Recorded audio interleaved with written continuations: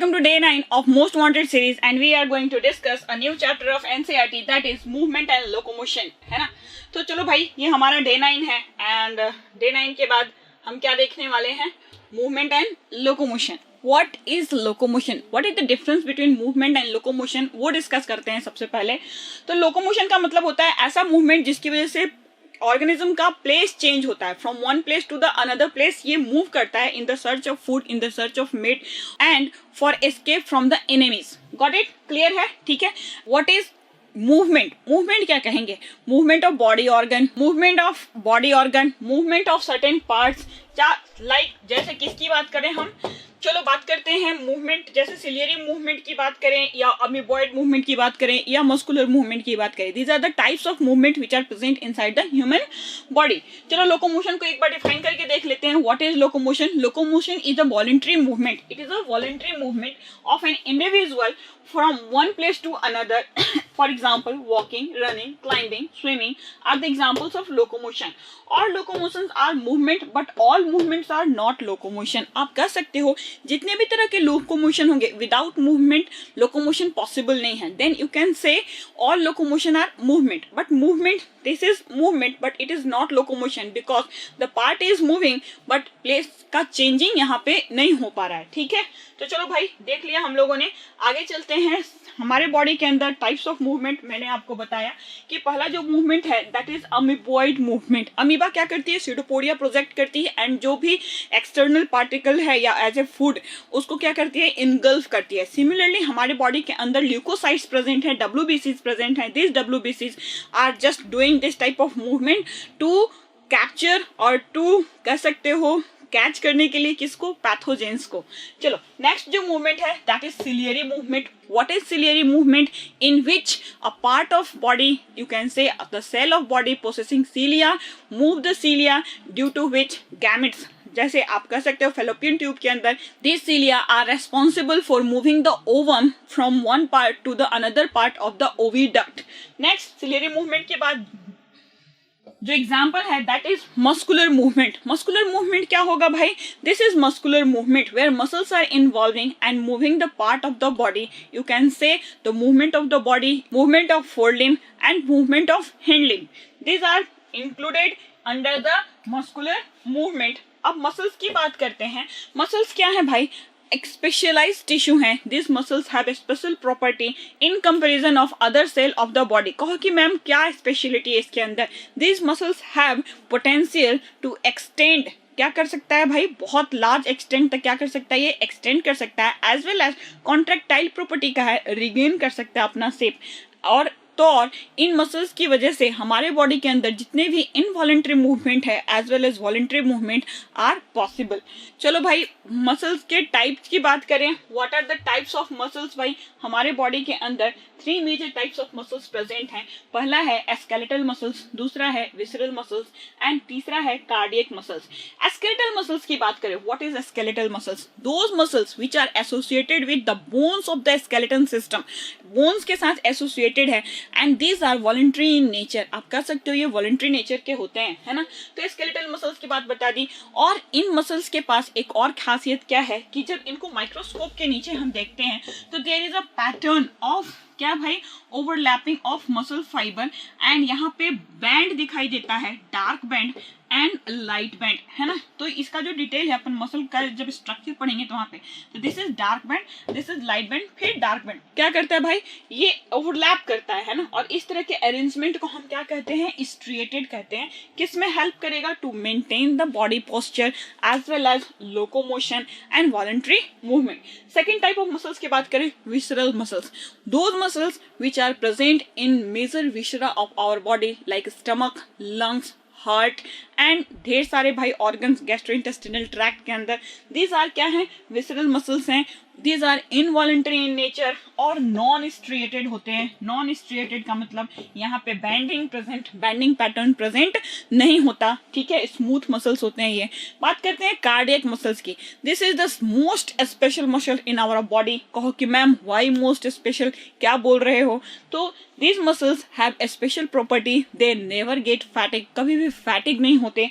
What are the arrangement, यहाँ पे striation तो हमें देखने को मिलता है, यानी कि ओवरलैपिंग तो देखने को मिलता है, बट दिस हैव क्या भाई टैपरिंग एंड, है ना, यहाँ पे स्ट्रिएटेड हैं, दिस आर स्ट्रिएटेड एंड आप कह सकते हो यहाँ पे ब्रांचिंग देखने को मिलती है ना। Alternate light and dark band is also present, branching भी इसके अंदर प्रेजेंट है।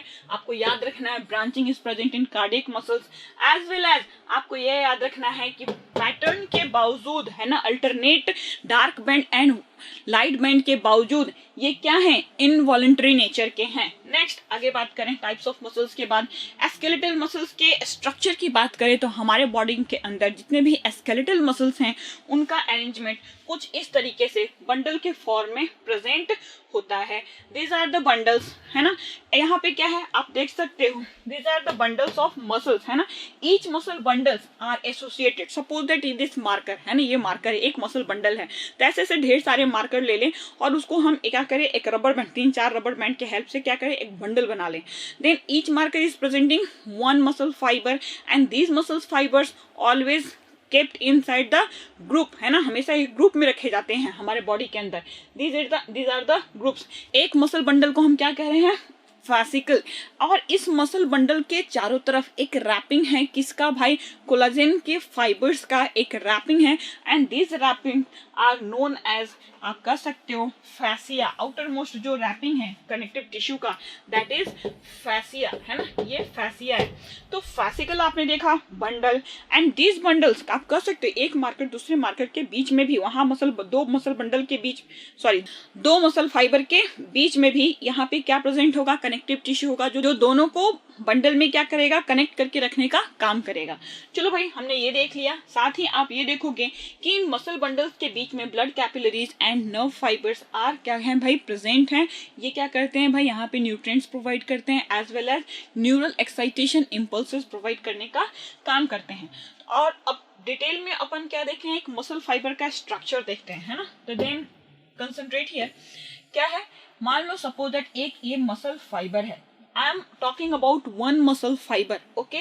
देन मसल फाइबर के का जो प्लाज्मा मेम्ब्रेन है that is known as sarcolemma.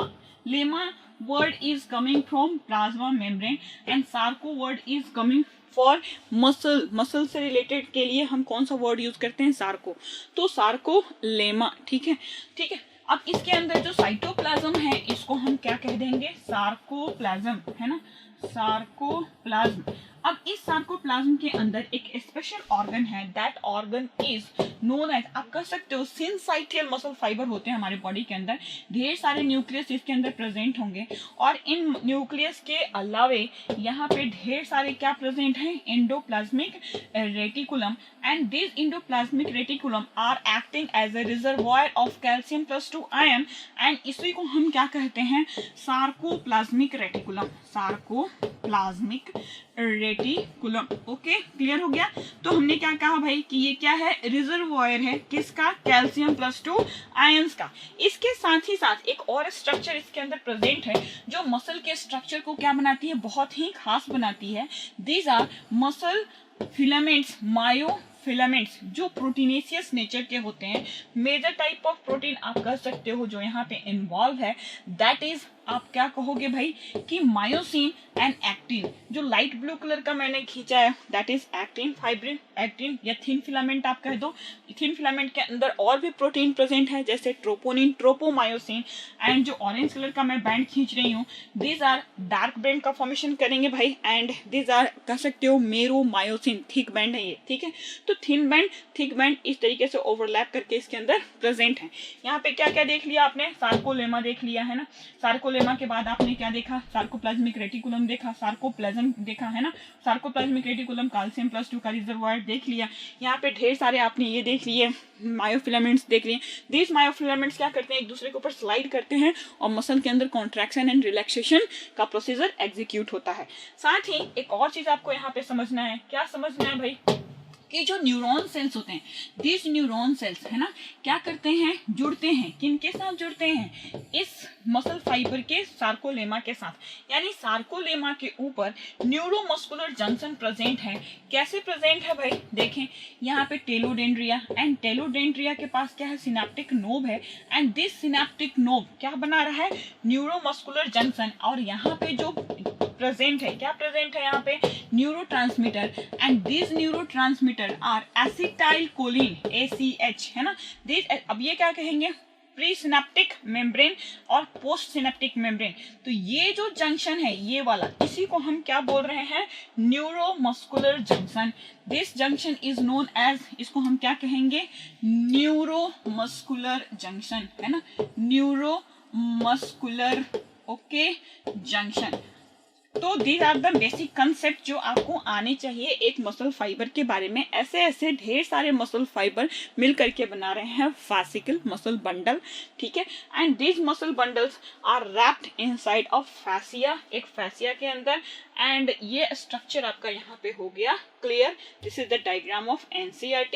You can C blood capillaries, sarcolemma is the plasma membrane of muscle fiber, and you can see the outermost covering of this bundle is known as fascia. Next आगे चले, तो muscle के structure हम लोगों ने देख लिया। आगे हम बात करते हैं मसल फाइबर के अंदर प्रेजेंट प्रोटीनेशियस फिलामेंट की, यानी कि मायोफिलामेंट्स की। तो सबसे पहले जो स्ट्रक्चर हमें समझना है दैट इज थिन फिलामेंट है ना। तो आपको क्या याद रखना है थिन फिलामेंट के अंदर, कि मैम थिन फिलामेंट जो है अपना ग्लोबुलर प्रोटीन, यानी कि आप कह सकते हो ग्लोबुलर एक्टिन आपस में जुड़ के एक फिलामेंट का फॉर्मेशन करता है, and this filamentous structure is known as F actin है ना, ठीक है। यानी कि फिलामेंटस एक्टिन इज प्रेजेंट, कितने भाई, 2 फिलामेंटस एक्टिन प्रेजेंट होते हैं, और दोनों एक दूसरे के ऊपर ट्विस्टेड फॉर्म में अरेंज्ड रहेंगे। The diagram you can C which is given in NCERT। Okay चलो भाई आते हैं यहाँ पे। तो आप यहाँ पे देखो एफ एक्टिन कितने मॉलिक्यूल हैं भाई, 2 हैं, और दोनों एक दूसरे के ऊपर किस तरीके से ट्विस्ट होकर के प्रेजेंट है। Along with this protein there is a continuous fibrous protein, आप कह सकते हो, that is ट्रोपोमायोसिन। क्या है भाई, along with the F actin, यहाँ पे ट्रोपोमायोसिन का भी 2 मॉलिक्यूल प्रेजेंट है, और ये क्या कर रहे हैं भाई, उसके ऊपर ट्विस्टेड पैटर्न में इस तरीके से प्रेजेंट है। बात करें इसके अलावा तीसरा protein that is troponin. What is the function of troponin? Troponin is very important in muscle contraction mechanism as well as you can say it is also responsible for binding और attaching किसको भाई, tropomyosin को F actin के साथ है ना। तो troponin 3 तरह के होते हैं, ITC को कि ma'am what is ITC? ITC क्या है, I for inhibin, T for tropomyosin and C for calcium है ना। तो troponin I, troponin T and troponin C। What is the function? Troponin I क्या करता है, इनहिबिट करता है, किसको इनहिबिट करता है, हेवी मेरोमायोसिन यानी कि थिक फिलामेंट को इसके साथ जुड़ने से। ट्रोपोनिन T की बात करें, ट्रोपोनिन T क्या करेगा, ट्रोपोनिन T एफ एक्टिन को ट्रोपोमायोसिन के साथ अटैच करने का काम करता है। ट्रोपोनिन C किसका काम करेगा, कैल्शियम आयन के साथ बाइंड अप होता है और अनमास्किंग का काम करता है, एक्टिव साइट को ओपन करने का काम करता है, या फिर आप कह सकते हो ट्रोपोनिन के कन्फिगरेशनल चेंजेस के लिए रेस्पॉन्सिबल होता है। ठीक है, तो चलो भाई यहाँ पे आपने ये स्ट्रक्चर देख लिया। तो हम क्या डील कर रहे थे, थिन फिलामेंट के अंदर पाए जाने वाले प्रोटीन। तो आपको याद रखना है एफ एक्टिन, दूसरा क्या था,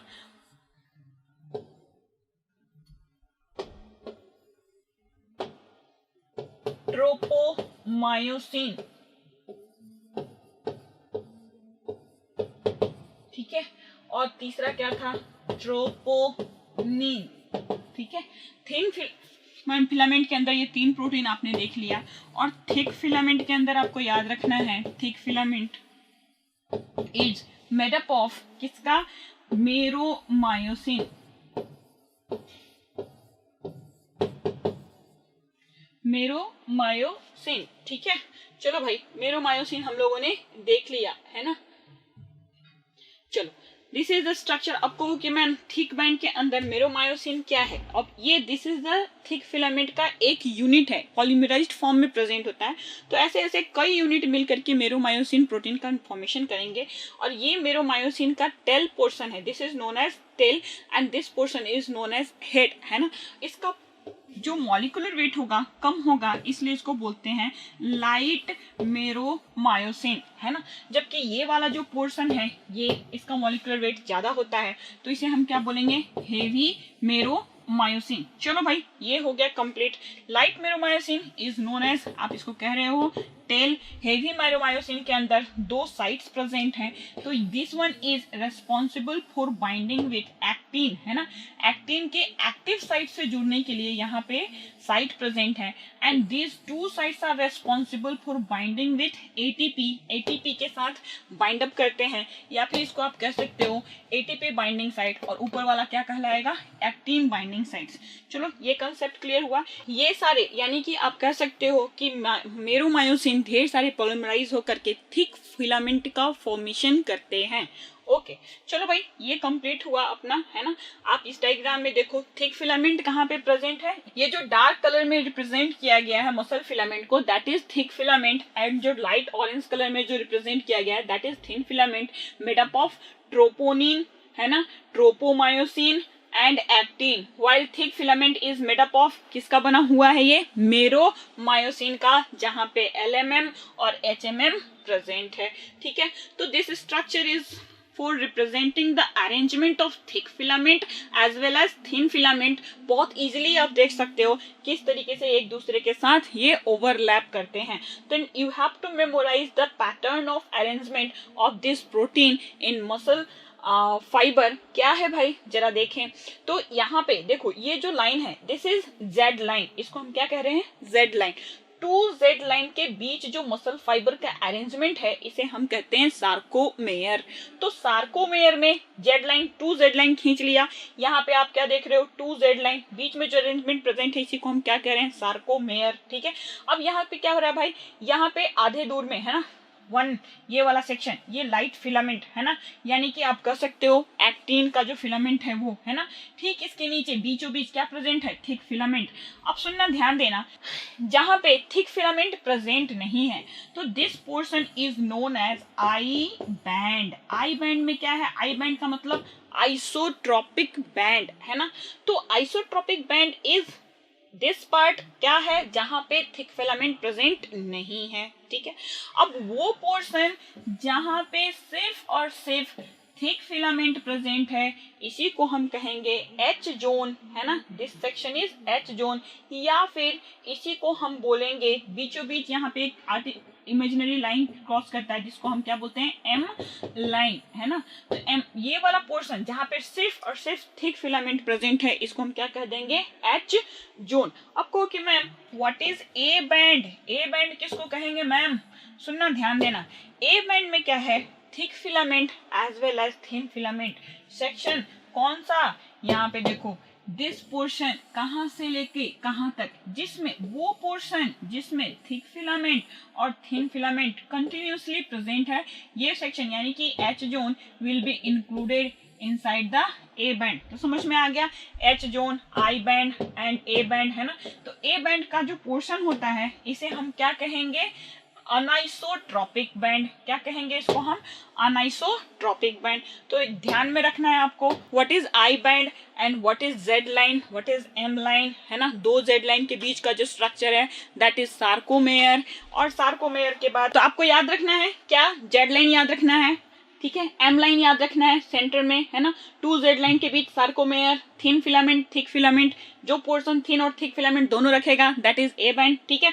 चलो भाई ये सारी चीजें याद रखने के बाद नेक्स्ट जो अपना पोर्शन है which is given in NCERT, यहाँ पे आपको याद रखना है ये सारी चीजें उसी तरीके से दी हुई हैं।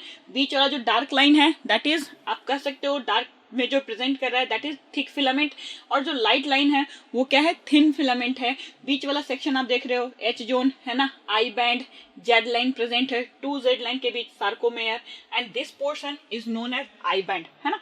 तो अब बात करते हैं मसल कॉन्ट्रैक्शन मैकेनिज्म की, how the muscle contract inside our muscle fibre, ठीक है।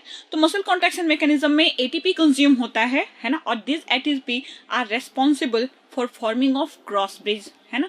What is the function of this cross bridge? Cross bridge क्या करता है, इसके साथ अटैच होकर के थिन फिलामेंट को स्लाइड कराता है, किसके ऊपर? थिक फिलामेंट के ऊपर। तो आपको कोई एक कीवर्ड याद रखना हमेशा कि thin filament slide over the thick filament, जिसकी वजह से थिन फिलामेंट का लेंथ जो है क्या होगा, बढ़ेगा, घटेगा, it will get contract and it will get relax, है ना। तो मूवमेंट किसका है? थिन फिलामेंट का है, थिक फिलामेंट का नहीं है। व्हाट इज द प्रोसीजर, जरा देखें। तो सबसे पहले आपको ये ध्यान रखना है कि this is muscle fiber, and muscle fiber का अटैचमेंट है किसके साथ? न्यूरॉन सेल्स के साथ, and this neuron cells are forming neuromuscular junction. यहाँ पे एसिटाइल कोलिन सिनेप्स के अंदर प्रेजेंट है। Impulse will come from this neuron, है ना, यहाँ से आएगा impulse, and this impulse will transmitted inside the sarcoplasm, and sarcoplasm के अंदर क्या प्रेजेंट है? Sarcoplasmic reticulum, and this sarcoplasmic reticulum क्या होगा? इसके अंदर प्रेजेंट है कैल्शियम +2 आयन। ये कैल्शियम +2 आयन को क्या करेगा? ये कैल्शियम +2 आयन्स को इफ्लक्स कर देगा। कहाँ पे आ जाएगा कैल्शियम +2 आयन? यहाँ सार्कोप्लाज्म के अंदर, ठीक है। अब इस सार्कोप्लाज्म के अंदर मैंने आपको बताया था व्हाट इज प्रेजेंट, यहाँ पे आपके मायोफिलामेंट्स प्रेजेंट हैं, एंड दीज मायोफिलामेंट्स के ऊपर क्या प्रेजेंट था? यहाँ पे स्पेशलाइज्ड प्रोटीन प्रेजेंट थी, दैट इज ट्रोपोनिन, है ना। तो ट्रोपोनिन, यहाँ पे ट्रोपोनिन ITC, तो ट्रोपोनिन C, है ना, ये जो ट्रोपोनिन C है इट विल बाइंड विथ किसके साथ?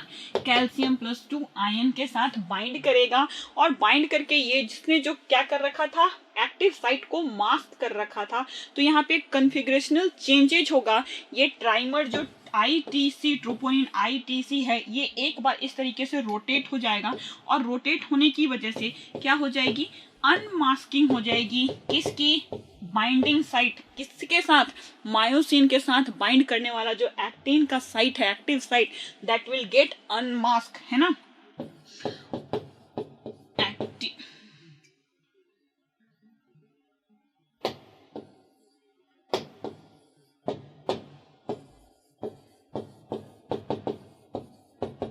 बाइंडिंग साइट, ठीक है। चलो हो गया भाई। तो सबसे पहले क्या किया? स्टेप 1 में इम्पल्स आया, न्यूरोट्रांसमीटर एसिटाइल कोलिन रिलीज हुआ, किसके साथ बाइंड अप हुआ? ER के साथ, सार्कोप्लाज्मिक रेटिकुलम के साथ। यहाँ से इफ्लक्स हुआ कैल्शियम +2 आयन, ये बाइंड अप हुआ किसके साथ? TC के साथ, and TC will change the configurational structure of ITC protein यानी ट्रोपोनिन, दैट विल लीड, क्या करेगा? अनमास्किंग करेगा, किसकी अनमास्किंग करेगा? मायोसिन बाइंडिंग साइट के साथ। तो अब जब अनमास्किंग हो जाएगी, after that what will happen? Unmasked हो गया यहाँ पे, 1 molecule of ATP will consume. ATP क्या होगा? पहले बाइंड अप होगा किसके साथ? ATP बाइंडिंग साइट के साथ, एंड क्या होगा? 1 इनऑर्गेनिक फॉस्फेट यहाँ से रिलीज हो जाएगा, और यहाँ पे ADP फॉर्म हो जाएगा, और this energy will consumed in the formation of cross bridge, है ना। यहाँ पे क्या बन गया? क्रॉस ब्रिज बन गया। After formation of this cross bridge, है ना, क्या होगा? फिर से 1 मॉलिक्यूल ATP कंज्यूम होगा, है ना, और इस ATP का जो एनर्जी है वो यूटिलाइज होगा for just moving the head backward. क्या भाई? इस तरफ इसको मूव करेगा, जिसकी वजह से क्या होगा? दिस विल गेट पुल्ड, है ना, खींच लिया जाएगा, इसको स्लाइड कर दिया जाएगा। किसको? थिन फिलामेंट को। किसके ऊपर? थिक फिलामेंट के ऊपर, है ना। आफ्टर क्या हुआ? इसको इस तरीके से खींच दिया गया, कॉन्ट्रैक्शन हो गया, फिर से इसको वापस अपने पोजीशन में पहुंचाने के लिए यहाँ पे ATP मॉलिक्यूल कंज्यूम होता है, और क्रॉस ब्रिज को क्या करता है? तोड़ता है ना। ATP की वजह से क्या होगा? यहाँ पे क्रॉस ब्रिज फिर से टूटेगा, और टूट गया तो वापस ये अपने फिर से पुराने वाले पोजीशन को गेन कर लेगा। तो these are the procedure, these are the steps in which muscle get contracted and relaxed, है ना। तो आपको ये सारी चीजें याद रखनी है। स्टेप्स यहाँ पे दे रखे हैं, ठीक है, किस तरीके से कॉन्ट्रैक्शन एंड रिलैक्सेशन हो रहा है। यहाँ पे जो की पॉइंट है दैट इज एसिटाइल कोलिन, किसके लिए, एक्शन पोटेंशियल जनरेट करने के लिए, कहाँ पे, सार्कोलेमा के अंदर। और कैल्शियम +2 रिलीज हो रहा है कहाँ से, सार्कोप्लाज्मिक रेटिकुलम से, ठीक है। कैल्शियम +2 आयन किसके साथ भाई, ट्रोपोनिन के साथ बाइंड करेगा और मायोसिन हेड के साथ क्रॉस ब्रिज बनाने में हेल्प करेगा, ठीक है। तो ये सारी चीजें डन हो गई, कंप्लीट हो गई। आगे चलें और यहाँ पे देखते हैं, क्या देखेंगे भाई कि अब जब क्रॉस ब्रिज का फॉर्मेशन होगा देन व्हाट विल हैपन, ये क्रॉस ब्रिज का फॉर्मेशन हो रहा है और इसको पकड़ के खींच दिया जाएगा, जिसकी वजह से ये जो आई बैंड है this section it will get reduced, ये वाला पकड़ के इसको खींच दिया जाएगा, इसके ऊपर स्लाइड कर दिया जाएगा। तो ये जो सेक्शन है ये क्या हो सकता है, कंप्लीट कॉन्ट्रैक्शन के केस में ये क्या हो जाएगा, एब्सेंट हो जाएगा। तो आई बैंड का क्या होता है, at the time of muscle contraction I band का जो लेंथ होगा वो क्या होता है, कम होता है या कंप्लीटली डिसअपियर होता है। There is no change in length of A band. क्यों भाई, आपको पता है ये वाला पोर्शन गायब हो रहा है, ये पोर्शन एग्जैक्ट इतना ही रहेगा, तो ए बैंड के अंदर कोई भी लेंथ का चेंजेस नहीं होता है। तो मैक्सिमम कॉन्ट्रैक्टेड यहाँ पे दिखा रखा है, there is no I band, इस सेक्शन में कहीं भी आई बैंड प्रेजेंट नहीं है, जबकि ए बैंड का लेंथ उतना ही रह गया जितने दूर में ये थिक फिलामेंट प्रेजेंट है। तो ए बैंड का लेंथ सेम एज यूजुअल, कोई चेंज नहीं, जबकि आई बैंड का लेंथ क्या होगा, या तो कम या कंप्लीटली डिसअपियर। ओके, चलो बात करते हैं टाइप्स ऑफ मसल्स की। मसल्स को दो कैटेगरी में कैटेगराइज किया गया है, red fibers and white fibres.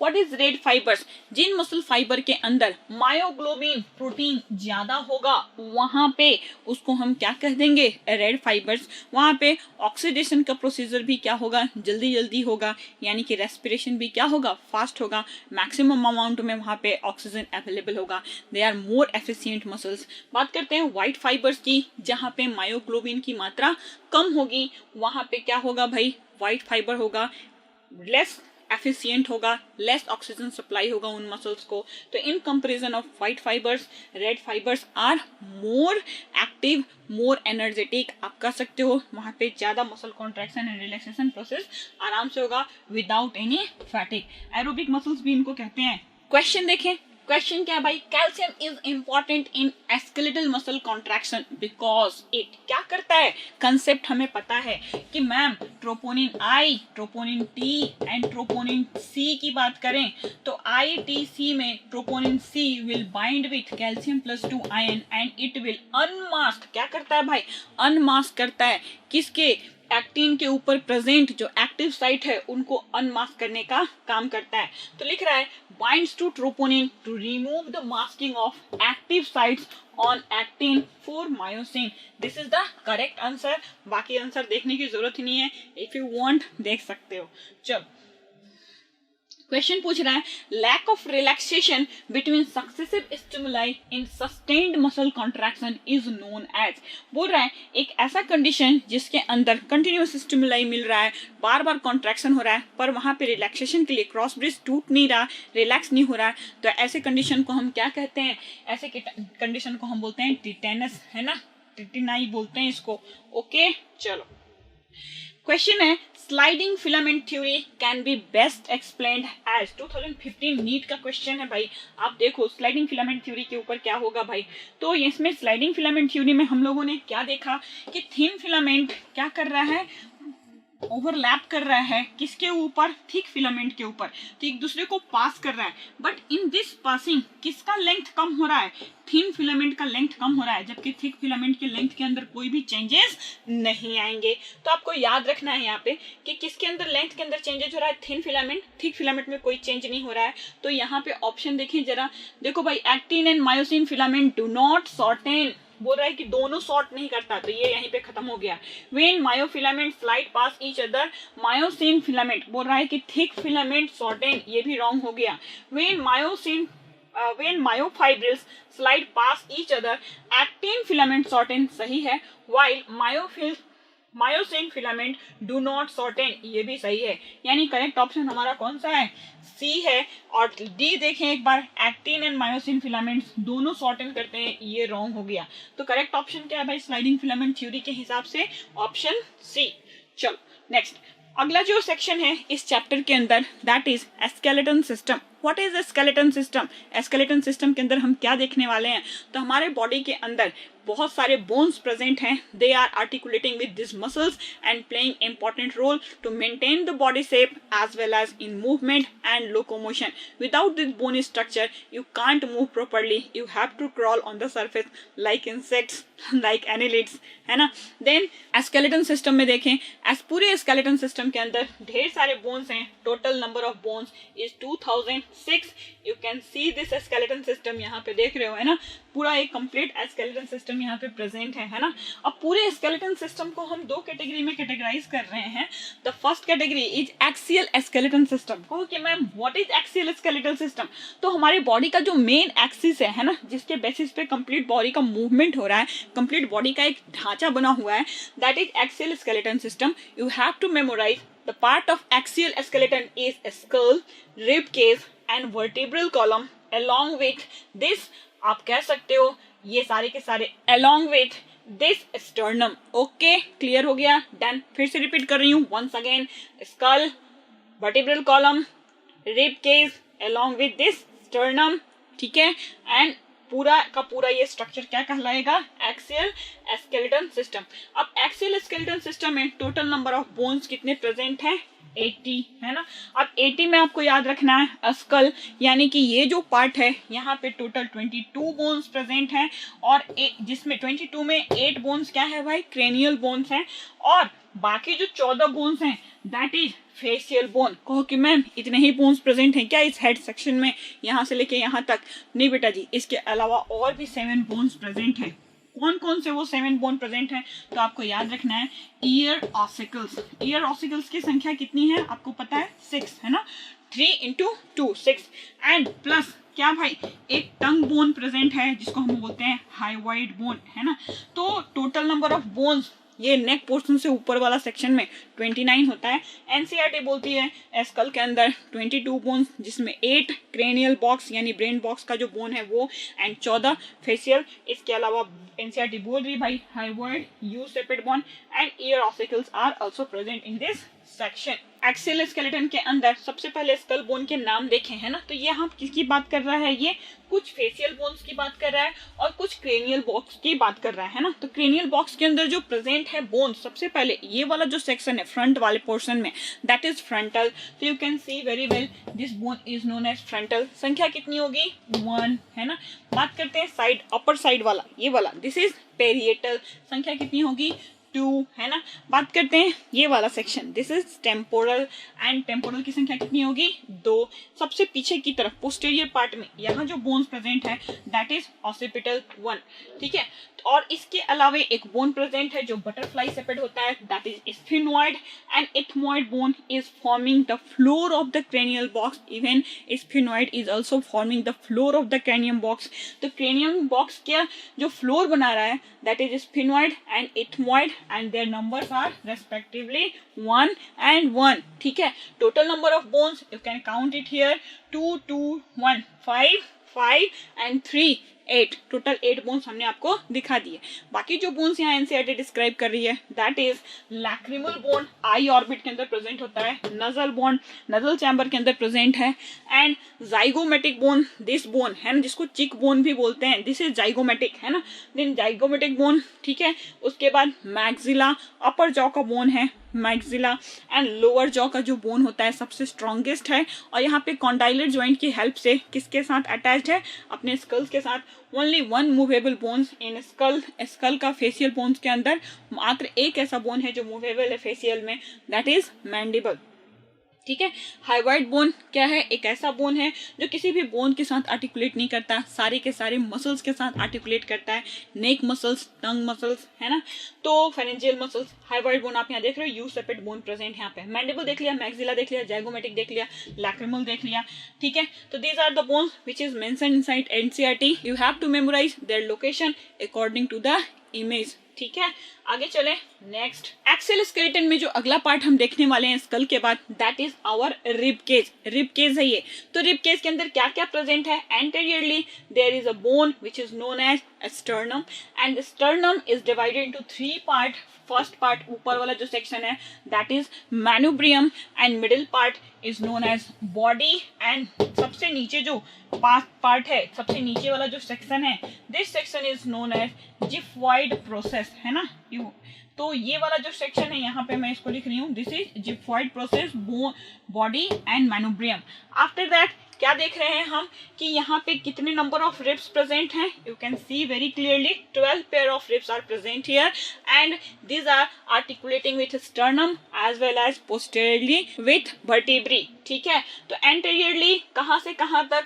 1 to 7 directly attach हो रहा है किसके साथ? स्टर्नम के साथ।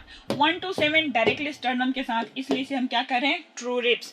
while 8, 9, 10 आर वर्टिब्रोकॉन्ड्रल रिब्स, यानी कि आप कह सकते हो पीछे से तो वर्टिब्री के साथ, और एंटीरियरली ये डायरेक्ट स्टर्नम के साथ ना जुड़ करके किसके साथ जुड़ रहे हैं? कार्टिलेज के साथ, है ना, कार्टिलेज के साथ जुड़ रहे हैं। इसको हम बोल रहे हैं vertebrochondral, and this vertebrochondral ribs are known as false ribs, है ना।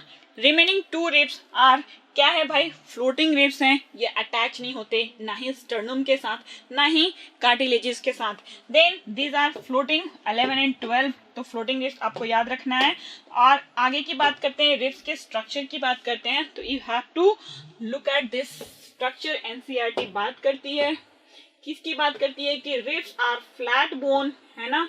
यहाँ पे क्या प्रेजेंट है? ये किसके साथ आर्टिकुलेट करेगी भाई? कार्टिलेजेस के साथ आर्टिकुलेट करेगी। while posteriorly it is articulating with, आप कह रहे हो, vertebrae, and it is bicephalic। cephalic का मतलब क्या होता है भाई? यहाँ पे आप याद रखो, बाइसेफेलिक का मतलब क्या होता है भाई? यानी कि when it is articulating with vertebrae then it is articulating with 2 surfaces। यहाँ पे 2 articulating surface present है। cephalo word is used for head, तो this portion is known as, इसको हम क्या कहते हैं? हेड। और हेड के ऊपर 2 articulating surface है ना, तो इसी कंडीशन को हम क्या बोलते हैं? Bicephalic. Okay done. This is shaft, और कैसा बोन है ये? कैसा बोन है? This is flat bone. Flat bone की कैटेगरी में आता है, ठीक है। फ्लैट स्ट्रक्चर है, सॉफ्ट हेड हो गया। बाइसेफेलिक का मतलब मैंने आपको समझा दिया, ठीक है। चलो भाई, अब बात करते हैं किसके बारे में? वर्टिब्रल कॉलम, यानी एक्सियल स्केलेटन का लास्ट पार्ट हम देख रहे हैं। एक्सियल स्केलेटन में आप देख रहे हो this vertebrae are attached with our ribs, है ना, रिब्स के साथ अटैच्ड है और मेन फ्रेमवर्क के जैसा काम कर रहा है। किसके लिए? पूरे स्केलेटन सिस्टम के लिए। And it is a curve like structure, आपस में एक दूसरे के साथ ज्वाइंटेड हैं और यहाँ पे कर्व प्रोवाइड कर रहे हैं जिसको वर्टिब्रल कर्व कहते हैं, है ना। तो दिस ऊपर वाला जो पोर्शन है, नेक रीजन के जो वर्टिब्री हैं, इनको हम बोलते हैं cervical vertebrae. While thoracic cavity के जो वर्टिब्री हैं, this are thoracic vertebrae.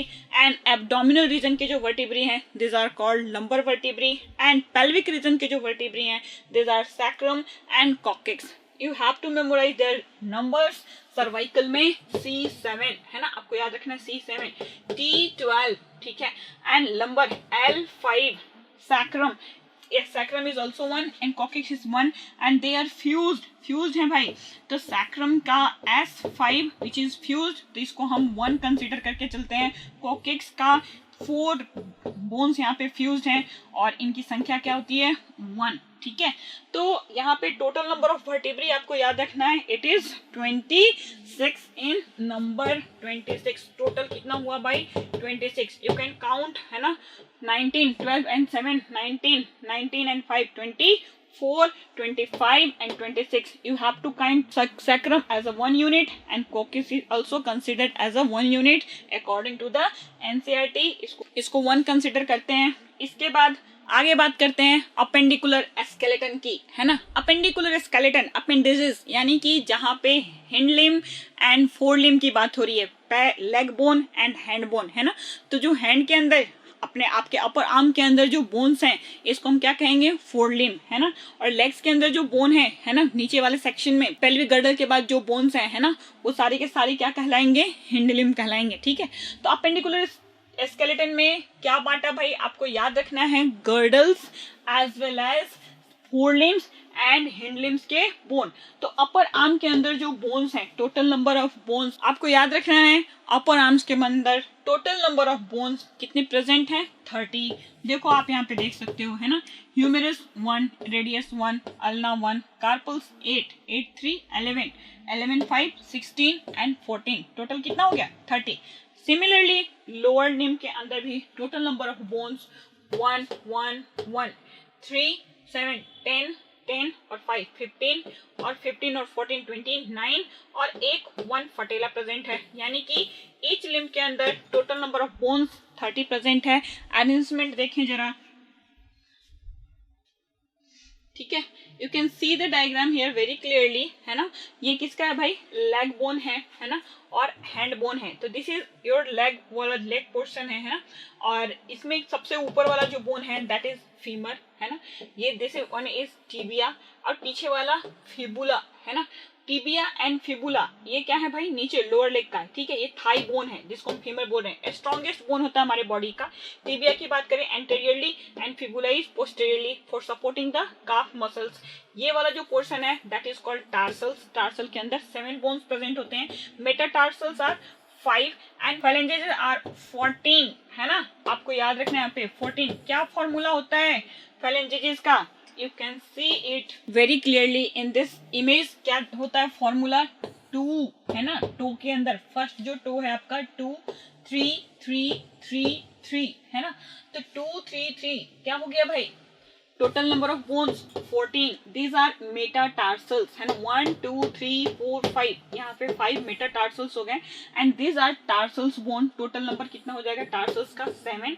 And यहाँ पे आर्टिकुलेट करता है कौन, अपना टिबिया, ठीक है। टिबिया यहाँ पे आर्टिकुलेट करेगा। तो ये आपका क्या हो गया भाई, फुट बोन प्रेजेंट है। आपके फुट के अंदर इतने सारे बोन्स प्रेजेंट हैं। सिमिलरली हैंड के अंदर देखते हैं टोटल नंबर ऑफ बोन्स। यहाँ पे कार्पल्स आपने देख लिया है, इट इज 8, है ना। और 2 3 3 3 3 फाइलेंजेस कितने हो गए, 14, कार्पल्स 8 और metacarpals are 5 in number 1 2 3 4 5 metacarpals present है ना। तो these are the bones which is present in your palm और फिंगर्स, है ना। इसके अलावा जो हैंड के जो बोन्स हैं उनको हम देखते हैं एक बार, है ना। तो आप इस स्ट्रक्चर में देख सकते हैं, this is your arm bone जिसको हम ह्यूमेरस कह रहे हैं, अपर आर्म का बोन है ये।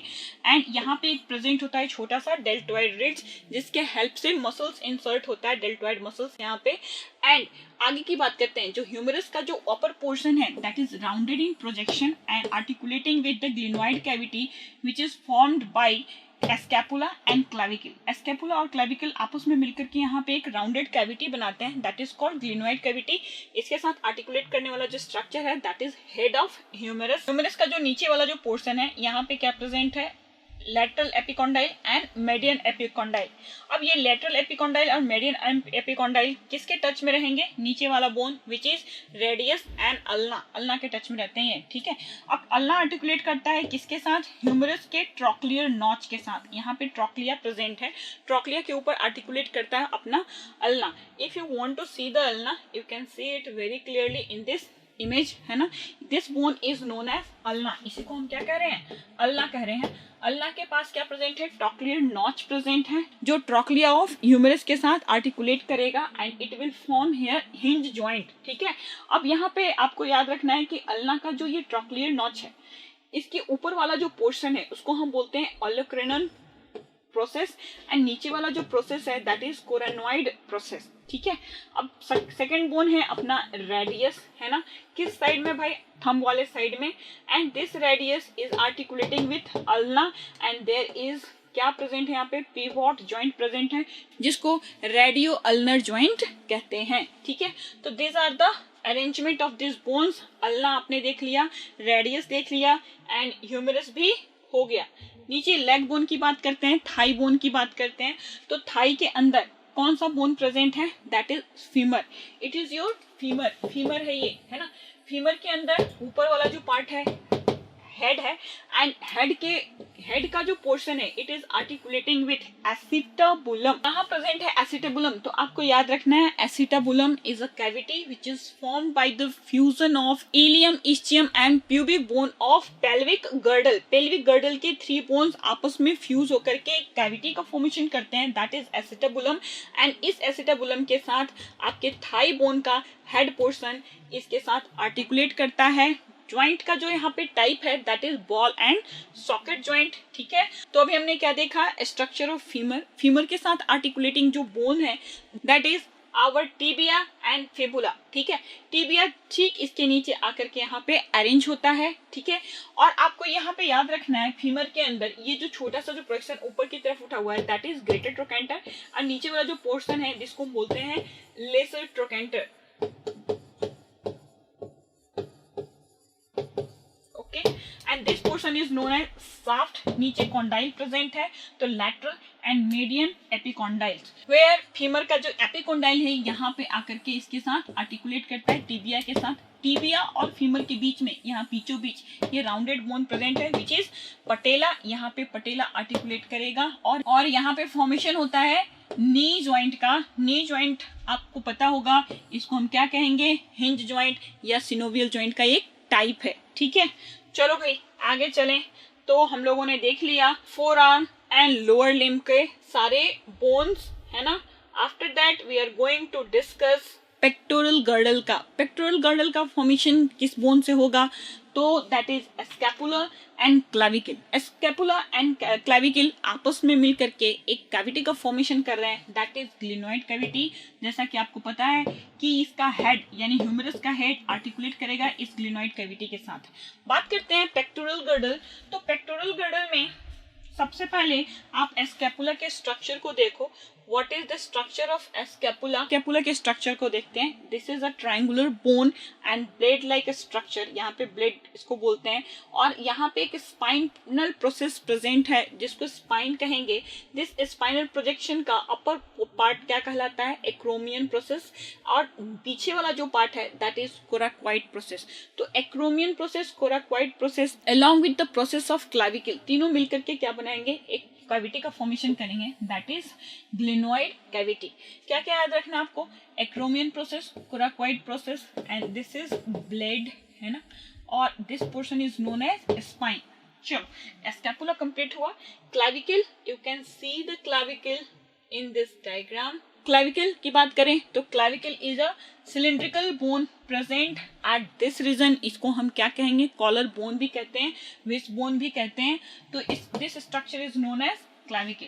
इसके बाद हम बात करने वाले हैं पेल्विक गर्डल की। तो पेल्विक गर्डल आपको याद रखना है क्या है, ये पेल्विक बोन प्रेजेंट है, या पूरे के पूरे पेल्विक रीजन का बोन प्रेजेंट है। Then you can see it very clearly, this portion is known as sacrum and coccyx. पर गर्डल का जो फॉर्मेशन है, गर्डल का मतलब हिंड लिम्ब के बोन्स को ज्वाइंट करने वाला बोन, किसके साथ, एक्सेल स्केलेटन के साथ। तो this structure is known as pelvic girdle. कितने, 2 बोन्स प्रेजेंट है यहाँ पे, this one and this one, ठीक है। तो इलियम, इस्चियम, प्यूबिस तीनों आपस में मिलकर के क्या बना रहा है, acetabulum. And this foramen is known as obturator foramen. Obturator foramen is the characteristic feature of mammalian skeleton, ठीक है। अब यहाँ पे एक जॉइंट आप देख सकते हो, इट इज प्रेजेंट हियर। ये कार्टिलेजिनस जॉइंट क्या कहलाता है, pubic symphysis. Pubic symphysis important role play करता है at the time of birth of child. क्या करता है, ये बर्थ कनाल को चौड़ा करने का काम करता है, ब्रॉडन करने का काम करता है, ताकि चाइल्ड का बर्थ इजिली हो सके। इसके बाद चलो हम बात करते हैं जॉइंट्स की। Joints, what are joints? Joints are the point of contact between bones और between bones and cartilages. Bones और कार्टिलेजेस के बीच का जो जॉइंट है, जो पोर्शन है, उसी को हम क्या कह रहे हैं, जॉइंट्स कह रहे हैं। On the basis of nature of these joints, these are classified into 3 categories in our body. The first one is fibrous joint, second one is cartilaginous joint and third one is synovial joint. What is fibrous joint? यानी कि 2 bone आपस में joint हो रहे हैं और बीच में यहाँ पे दोनों को ज्वाइंट करने के लिए जो रेस्पॉन्सिबल फैक्टर है दैट इज फाइबर्स। फाइबर्स, कैसे फाइबर्स भाई, fibrous connective tissue, these are white fibrous connective tissue, collagen present होता है, ठीक है, और लिगामेंट्स प्रेजेंट होता है यहाँ पे। तो कुछ फाइब्रस जॉइंट्स ऐसे हैं हमारे बॉडी के अंदर आप कह सकते हो मैक्सिमम सारे के सारे फाइब्रस जॉइंट क्या होते हैं, लगभग इमूवेबल होते हैं, यानी sutures are present between the two cranial bones के बीच में सूचर्स प्रेजेंट हैं, and these are jointed together with the help of this fibrous connective tissue, and this type of joints is known as fibrous joint. तो यहाँ पे list amount of movement या फिर आप कह सकते हो मूवमेंट एब्सेंट नहीं है। कार्टिलेजिनस जॉइंट की बात करें, where two bones are getting joint to each other with the help of cartilaginous covering, यहाँ पे कह सकते हो कि बीच में यहाँ पे कार्टिलेजेस प्रेजेंट होंगे जो slight amount of movement provide करता है, ठीक है। तो bones are held together with the help of cartilages present in vertebrae, two consecutive vertebrae के बीच में कार्टिलेजिनस डिस्क प्रेजेंट होता है। क्या करता है ये, परमिट करता है लिमिटेड मूवमेंट। सिनोवियल जॉइंट की बात करें, two bones are jointed to each other and there is a fluid filled inside this cavity, and इस cavity के अंदर क्या होगा भाई, fluid filled है, मूवमेंट लार्ज एक्सटेंट में पॉसिबल हो पाएगा, लार्ज अमाउंट में मूवमेंट हो पाता है। कौन कौन से ऐसे जॉइंट्स हैं जहाँ पे सिनोवियल फ्लूइड प्रेजेंट है, जरा देखें। तो पहला जो मूवमेंट वाला जो सेक्शन है that is ball and socket, जहाँ पे मैक्सिमम मूवमेंट हो पाता है। दूसरा अपना हिंज जॉइंट जो आपके एल्बो एंड नी जॉइंट में प्रेजेंट है, and pivot joint between atlas and axis, for C1 और C2 के बीच में जो जॉइंट है that is pivot joint, as well as radio-ulnar joint is also an example of pivot joint. Gliding joint between two consecutive vertebrae. So you have seen these all joints. Let us understand these joints with the help of these images. क्या है भाई, पहला image हम देख रहे हैं synovial joint का, which is representing the knee joint. ऊपर वाला बोन क्या है अपना, फीमर है, नीचे वाला टिबिया है। यहाँ पे दोनों को ज्वाइंट करने वाला जो फैक्टर है, यहाँ पे जो दोनों को ज्वाइंट कर रहा है that is synovial joint. Synovial fluid is secreted by this synovial membrane. Synovial membrane के अंदर कुछ स्पेशलाइज्ड सेल्स होते हैं जो सिनोवियल फ्लूइड का सिक्रेशन करते हैं, और बोन के ऊपर यहाँ पे कार्टिलेजेस के कवरिंग प्रेजेंट हैं, ठीक है। और यहीं पे पटेला बोन प्रेजेंट होता है जो मैंने आपको प्रीवियसली बता दिया है, ठीक है। तो एक क्या हो गया, ये सिनोवियल जॉइंट है। इस जॉइंट यानी कि नी जॉइंट को हिंज जॉइंट भी कहते हैं। हिंज जॉइंट का जो मूवमेंट होता है एक ही तरफ होता है, दूसरी तरफ इसको कंप्लीटली ये खुलता नहीं है। सिमिलरली हमारे नी जॉइंट का भी मूवमेंट क्या है, पीछे की तरफ, आगे की तरफ इसको हम बेंड नहीं कर सकते, है ना। तो ये हिंज जॉइंट आपने देख लिया। As well as sometimes knee joint is also known as condylar joint, because you can move your leg left and right with the help of this condyles. यहाँ पे कॉन्डाइल्स प्रेजेंट होते हैं जिसकी वजह से आप अपने लेग को लेफ्ट राइट में भी मूव कर सकते हैं। कॉन्डाइलर जॉइंट का एक और एग्जाम्पल है that is between mandible and skull, है ना। स्कल के बोन और मैंडिबल के बीच में जो जॉइंट है that is also condylar joint. Condylar joint का एक और एग्जाम्पल है एटलस, C1 और ऑसिपिटल कॉन्डाइल के बीच का जो जॉइंट होता है जिसकी वजह से आप यस एंड नो का मूवमेंट कर पाते हो, ठीक है। चलो भाई ये हो गया। अगला जो इमेज है that is representing gliding joint. बीच में प्रेजेंट है cartilaginous disc which is providing like this, okay. चलो भाई नेक्स्ट अगला जो इमेज है that is representing cartilaginous joint. किसके बीच, प्यूबिक सिम्फाइसिस यानी टू पेल्विक गर्डल के बीच यहाँ पे कार्टिलेजेस प्रेजेंट हैं जो रिलैक्स होता है with the help of relaxin hormone eight the time of child birth in case of female body. चलो these are the different joints and their movement। इस डायग्राम के हेल्प से आप इजीली समझ पाओगे कि how the movement of pivot joint is occurring between atlas and axis, how the movement of radius and humerus के बीच का जो मूवमेंट है वो कैसे हो रहा है that is hinge joint, and saddle joint is present between first metacarpo and carpal joint. आप कह सकते हो थंब का जो मूवमेंट है this is from first metacarpo and carpal joint and this joint is known as saddle joint. Gliding joint का example मैंने आपको दिखा दिया between carpals and between vertebrae, ठीक है। बॉल एंड सॉकेट का एग्जांपल आपने देख लिया, ग्लिनॉइड कैविटी एंड एसिटाबुलम। क्या क्या, ग्लिनॉइड कैविटी में कौन सा बोन है भाई, ह्यूमरस का हेड है। एसिटाबुलम में कौन है, फीमर का हेड है। चलो next similarly ball and socket joint, यहाँ आप बहुत इजीली देख सकते हो किसके बीच, स्कैपुला, क्लाविकल और हेड ऑफ ह्यूमरस, है ना। Hinge joint between humerus and ulna के बीच, trochlear is present in the humerus and trochlear notch is present in the ulna and they are providing this type of movement.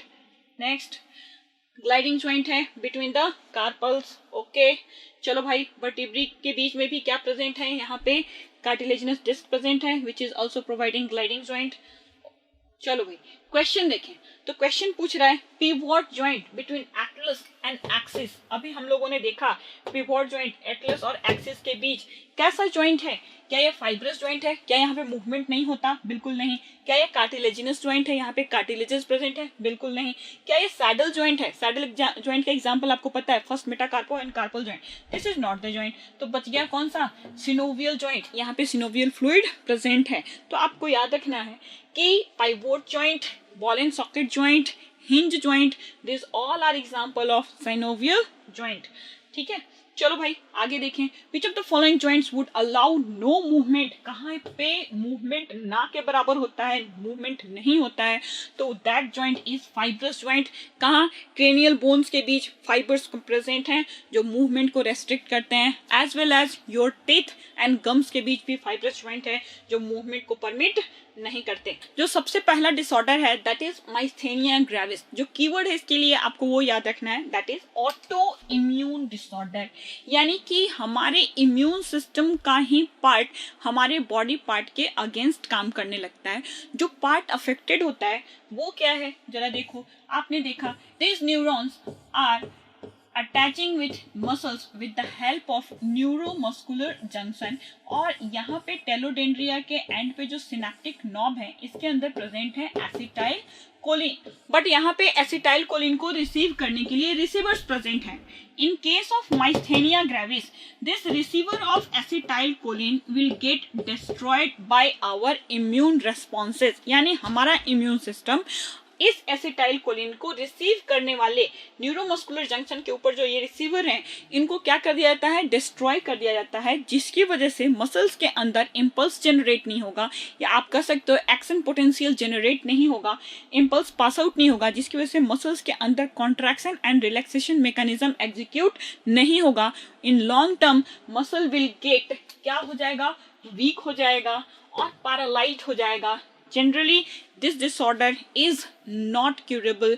आप कह सकते हो immunosuppressant रख दिया जाता है ताकि हमारे बॉडी का इम्यून सिस्टम उन न्यूरोट्रांसमीटर रिसीवर को डिस्ट्रॉय ना करे। ठीक है, तो माइस्थेनिया ग्रेविस के बारे में डिटेल हम लोगों ने देख लिया। अगला जो डिजीज है that is muscular dystrophy. Muscular dystrophy में क्या होता है? डीजेनरेशन होता है। किसका? स्केलेटल मसल्स का। It is a genetic disorder, x link disorder है, एक्स क्रोमोसोम के ऊपर प्रेजेंट होता है। अगला जो डिजीज है दैट इज ऑस्टियोपोरोसिस। ऑस्टियोपोरोसिस में बोन्स पोरस हो जाते हैं। यू कैन सी हियर कि जो जनरल बोन है, जो हेल्दी बोन है, it is also porous, but in comparison of healthy bone जो ऑस्टियोपोरोसिस का जो शिकार है उस बोन के अंदर ये पोर बड़े बड़े हो जाते हैं और बोन इजीली टूटने के कगार पे पहुंच जाएंगे, इजीली फ्रेगाइल हो जाते हैं। देन अगला जो डिजीज है दैट इज अर्थराइटिस। ठीक है, तो अर्थराइटिस आपको देखना है। अर्थराइटिस में क्या होता है? जॉइंट्स का इन्फ्लेमेशन हो जाता है। अर्थराइटिस बहुत कॉमन डिजीज है in old age. It is also auto immune disorder. यहाँ पे र्यूमेटॉइड अर्थराइटिस की बात मैं कर रही हूँ। र्यूमेटॉइड अर्थराइटिस के अंदर होता क्या है? This is the bone of femur and this is the bone of tibia. ठीक है, दिस इज टिबिया। यहाँ पे आप सिनोवियल जॉइंट देख रहे हो। सिनोवियल जॉइंट के अंदर यहाँ पे सिनोवियल फ्लूइड को सिक्रेट करने वाले अपने सिनोवियल मेम्ब्रेन है। अपना इम्यून सिस्टम क्या करता है? अपना जो इम्यून सिस्टम है यहाँ पे एक फैक्टर रिलीज करता है that is IgM, immunoglobulin M, which will lead to destroy the synovial membranous cells and यहाँ पे इन्फ्लेमेशन होगा ड्यू टू दिस यहाँ पे इन्फ्लेमेशन होगा, यानी कि सिनोवियल मेम्ब्रेन को इंजरी पहुंचा रहा है। कौन? IgM, और IgM को ही हम बोलते हैं र्यूमेटॉइड फैक्टर। ठीक है,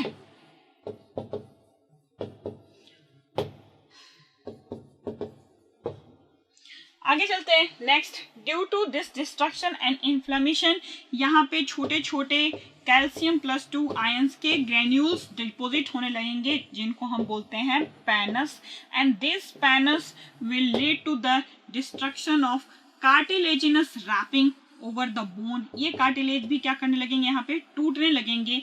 there will be proliferation of fibrous connective tissue between the two bones which will lead to the stiffening of joint, यहाँ पे मूवमेंट क्या हो जाएगा, रेस्ट्रिक्टेड हो जाएगा।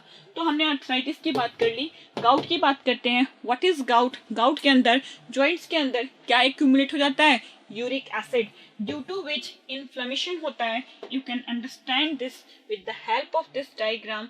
दिस इज गाउट, यहाँ पे ज्वाइंट के बीच में यूरिक एसिड का क्रिस्टल डिपॉजिट हो गया है, जिसकी वजह से ज्वाइंट्स क्या हो गए हैं, इन्फ्लेम्ड हो गए हैं, रेडनेस आ गई है, स्वेलिंग हो गया है, वहाँ का टेम्परेचर हाई हो गया है। It is very painful condition. Externally gout कुछ इस तरीके से दिखाई देता है। रिमेटॉइड अर्थराइटिस के अंदर कुछ इस तरीके से कार्टिलेजेस ब्रेक होते हैं और यहाँ पे सिनोवियल मेम्ब्रेन के जो सेल्स होते हैं वो क्या होने लगते हैं, डिस्ट्रॉय होने लगते हैं। अल्टीमेटली इस नी को आर्टिफिशियल नी के साथ बदल दिया जाता है। ठीक है, चलो भाई डन। चलो भाई इसी के साथ क्वेश्चन देखते हैं। क्वेश्चन हमने देखा था, क्या था क्वेश्चन में, which of the following muscular disorder is inherited, यानी कि one generation to the next generation ये ट्रांसमिट होगा डिजीज। तो क्या देखा था हम लोगों ने, एक्स लिंक्ड डिसऑर्डर देखा था। कौन सा, अपना मस्कुलर डिस्ट्रॉफी, जिसमें डिस्ट्रॉफिन प्रोटीन का फॉर्मेशन नहीं हो पाता due to lack of gene या म्यूटेटेड जीन। ठीक है, तो इसका करेक्ट आंसर क्या हो जाएगा, मस्कुलर डिस्ट्रॉफी। माइस्थेनिया ग्रेविस क्या है, ऑटो इम्यून डिसऑर्डर है, botulism, food poisoning and tetany, calcium के इनएडिक्वेट सप्लाई की वजह से टिटेनी कॉज होता है हमारे बॉडी के अंदर। ठीक है, विच of the following types of muscle fibres will be the first one two undergo fatigue, है ना, इसमें से कौन सा ऐसा मसल फाइबर होगा जो फैटिग बहुत जल्दी हो जाएगा। तो जहाँ पे ग्लूकोज का फटाफट कंजम्पशन हो जाए, फटाफट ग्लाइकोलाइसिस हो जाए, वहां पे ही मसल्स बहुत जल्दी फैटी हो जाएगा। तो इसका करेक्ट आंसर क्या होगा भाई, फास्ट ग्लाइकोलाइटिक फाइबर्स। ठीक है, तो this is the correct answer. इसके साथ ही क्वेश्चन देखते हैं, 2017 के अंदर आस्क्ड क्वेश्चन है, क्या है भाई, an athlete while running fell on the track, she used her hand to sustain the minimum injury. क्या कर रहा है भाई, हाथ को ऐसे रोक रही है वो जमीन पे, है ना, इंजरी को क्या करने के लिए, मिनिमाइज करने के लिए। In the process her hand receive maximum blow on the joints, hand की वजह से क्या हो रहा है भाई, उसके ऊपर सबसे ज्यादा प्रेशर पड़ रहा है। Which combination of joint would be badly affected in this accident, इस एक्सीडेंट में सबसे ज्यादा बैडली अफेक्टेड कौन होंगे। तो ये प्रेशर इसको रोका, तो सबसे ज्यादा भाई यहाँ पे कौन सा ज्वाइंट है, यहाँ पे कार्टिलेजिनस ज्वाइंट प्रेजेंट है, यहाँ पे सिनोवियल ज्वाइंट प्रेजेंट है। तो synovial and cartilaginous joint will be badly affected in this accident. ठीक है, option D is more correct. अगला क्वेश्चन देखते हैं, दैट इज ऑस्टियोपोरोसिस। क्या है, बोन क्या हो जाएंगे, ज्यादा फ्रेगाइल हो जाएंगे, है ना, and age related disease of skeleton system में अकर ड्यू टू। ऑस्टियोपोरोसिस क्यों हो सकता है, इनएडिक्वेट कैल्शियम सप्लाई की वजह से हो सकता है ना, या फिर हमारे बॉडी के अंदर क्या होगा भाई, कुछ ऐसे हार्मोन्स होंगे जो कैल्शियम मेटाबॉलिज्म को डिस्टर्ब कर रहे होंगे, उसकी वजह से भी ऑस्टियोपोरोसिस कॉज हो सकता है। ठीक है, तो सबसे पहले देखिए, high concentration of calcium plus two iron and Na+, नहीं भाई, अगर ऐसा रहा तो ऑस्टियोपोरोसिस नहीं होगा। इम्यून डिसऑर्डर की वजह से हो सकता है, न्यूरोमस्कुलर जंक्शन का क्या हो रहा है, फैटिग होना चाहिए, तो वो नहीं भाई, क्या है यहाँ पे, इसका ऑप्शन क्या होगा, माइस्थेनिया ग्रेविस हमने पढ़ रखा है, ऑटो इम्यून डिसऑर्डर, यहाँ पे करेक्ट ऑप्शन नहीं है। ठीक है, पूछ रहा है accumulation of uric acid leading to the inflammation of joint, uric acid की वजह से क्या होता है, गाउट होता है। तो ये तीनों ऑप्शन क्या हो गए, रॉन्ग हो गए। एक हार्मोन यहाँ पे आ रहा है, दैट इज एस्ट्रोजन, क्या करता है, कैल्शियम मेटाबॉलिज्म को अफेक्ट करता है। यहाँ पे decreased level of estrogen will lead to the osteoporosis. This is the reason कि in higher age of female, जैसे जैसे एजिंग बढ़ती जाती है वैसे वैसे ओवरी क्या होता जाएगा, सप्रेस्ड होता जाएगा। ओवरी का जो हार्मोनल एक्शन है, एंडोक्राइन एक्शन है, वो क्या होता जाएगा, सप्रेस होता जाएगा। एस्ट्रोजन का कंसंट्रेशन कम, बट ऑब्वियस सी बात है कैल्शियम मेटाबॉलिज्म अफेक्टेड होगा एंड उनके बोन क्या हो जाएंगे, ज्यादा फ्रेगाइल हो जाएंगे, और इसी को हम क्या बोलते हैं, ऑस्टियोपोरोसिस। इसके साथ ही हमारा चैप्टर यहाँ पे कंप्लीट होता है। चलो अगले दिन फिर मिलते हैं एक नए चैप्टर के साथ।